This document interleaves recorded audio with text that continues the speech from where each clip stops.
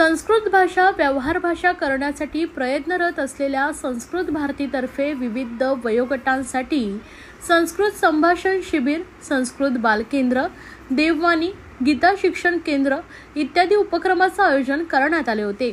रविवारी 19 जानेवारी रोजी सकाळी 10 ते 5 वाजल्याच्या सुमारास नौपाड्यातील ब्राह्मण विद्यालयात हा कार्यक्रम पार पडला आहे। संस्कृत भारती जिल्हा संयोजक महेश परळकर यांनी या कार्यक्रमाचे आयोजन केले होते। संस्कृत भारती ठाणे द्वारा समस्त संस्कृत अभ्यासक, संस्कृत शिक्षक, संस्कृत प्रेमींसाठी पर्वणी म्हणून नवीन वर्षात ठाणे जिल्हा संस्कृत संमेलनाचे आयोजित करण्यात आले। या कार्यक्रमामध्ये दिवसभर संस्कृतमधील विविध रंगी कार्यक्रम, गप्पा गोष्टी, प्रदर्शन, पुस्तक विक्री, माहितीचे आदान प्रदान आणि मान्यवरांचे मार्गदर्शनाचे आयोजन करण्यात आले होते। या निमित्ताने संस्कृतच्या प्रचार, प्रसार आणि व्यवहारातील पुनरुज्जीवनासाठी हा प्रयत्न संस्कृत भारतीतर्फे करण्यात येत असून लोकांचा या कार्यक्रमाला चांगला प्रतिसाद मिळाला आहे। या कार्यक्रमाला ज्युपिटर हॉस्पिटलच्या CEO डॉक्टर शिल्पा ताटके, मुख्य वक्ता अखिल भारतीय संपर्क प्रमुख श्रीजी देवपुजारी, जिल्हा संयोजक महेश परळकर, कोकण प्रांत मंत्री नीरज दांडेकर, पश्चिम क्षेत्र अध्यक्ष चंद्रशेखर वजे हे प्रमुख अतिथी म्हणून उपस्थित होते। या संमेलनाचं उद्दिष्ट जनसामान्यांना आवाहन करणं आहे आणि म्हणून त्या दृष्टीने भाषण होते। त्यांची इच्छा मनात जागृत व्हावी म्हणून त्यांची नाटक, अन्य संवादाचे कार्यक्रम उपस्थित केले जातात, जेणेकरून त्यांच्या मनातल्या ज्या धारणा त्या बदलाव्या। संस्कृत कठीण आहे असं सगळ्यांना वाटतं, ते सोपं आहे हे त्यांच्यासमोर मंचावरून जे कार्यक्रम होते ते त्याच्यातून त्यांना लागते। सगळ्या लोकांना संस्कृत शिकायला संधी आहे हेही त्यांच्या लक्षात।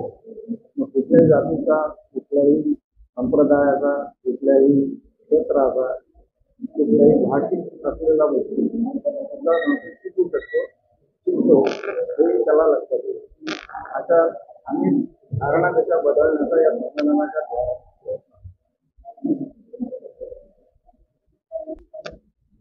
तुम्ही आज या ठिकाणी आलेले आहेत, तुम्हाला काय वाटतं? संस्कृत भारती आणि संस्कृत या दोन्हीचं कार्य खूप महत्वाचं आहे। मला असं वाटतं की भारताला जोडणारी भाषा आहे, आपली प्राचीन भाषा आणि आपली अस्मिता आहे आणि त्याच्यासाठी जे संस्कृत भारती कार्य करते ते खूप महत्वाचं आहे। कारण आज आपल्याला सगळ्यांना संस्कृत वृत्तभाषा होण्यापासून वाचवायची असेल तर ती रोजच्या संभाषणाची भाषा व्हायला पाहिजे आणि त्याच्यासाठी हे सगळे प्रयत्न आहेत आणि त्याचे खरंच खूप कौतुक आहे।